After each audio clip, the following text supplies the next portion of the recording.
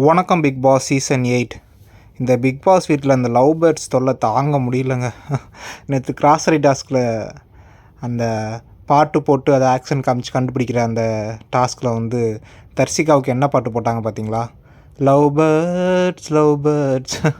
Big boss இருந்தாலும் ஒருவேளை big pass சொல்லி தான் அவங்க லவ் பண்ணுறாங்களா என்னன்னு எனக்கே டவுட்டாக இருக்குது இப்போ. ஸோ நேற்று தர்சிகா வந்து விஷாலுக்கு லெட்டர்லாம் எழுதிருப்பாங்க போல இருக்குங்க, உன்னுடையவள் அப்படின்னு போட்டு. நேற்று அந்த கிச்சனில் பேசிக்கிட்டு இருக்கும்போது தெரிஞ்சிச்சு.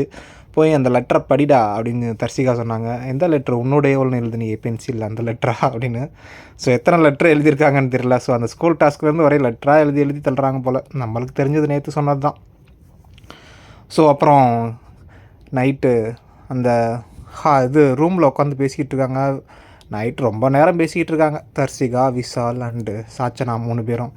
ஸோ என்ன உனக்கு கோபம் அப்படின்னு. தர்சிகாவுக்கு வந்து கொஞ்சம் பொசசிவ்னஸ் அதிகமாக இருக்கும் போல் அன்சிதாட்ட. ஸோ அன்சிதா மேலே இந்த விஷாலோட பேசிக்கிட்டே இருக்கா அப்படின்னு. ஸோ அன்சிதாக்குரிய என்ன ப்ராப்ளம் அப்படின்னு பார்த்தீங்கன்னா, நல்லா தெரியுது அன்சிதாவுக்கு வந்து விஷால் வந்து நம்மளை பார்த்துக்கிட்டே இருக்கணும் அப்படிங்கிற ஒரு இது இருக்குது போல்.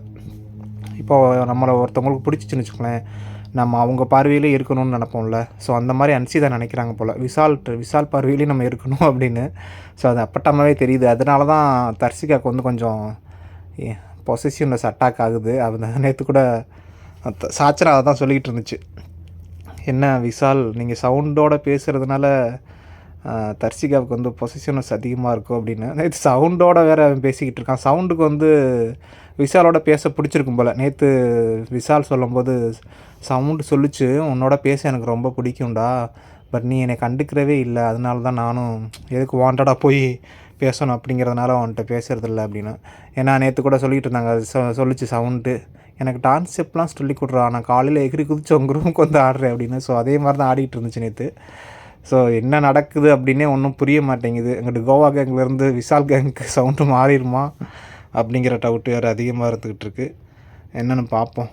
ஸோ இதுதான் நைட்டுக்கு கான்வர்சேஷன் போயிட்டே இருந்துச்சு. நேற்று அருண் வேறு நம்ம தர்சிகாவுக்கு ரொம்ப அந்த அட்வைஸ் பண்ணிகிட்டு இருந்தாப்புல.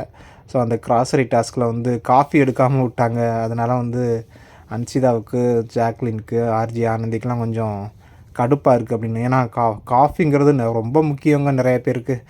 எது இல்லாமல் இருந்தாலும் இருந்துருவாங்க. ஆனால் இப்போ காஃபி இல்லாமல் இருக்க மாட்டாங்க.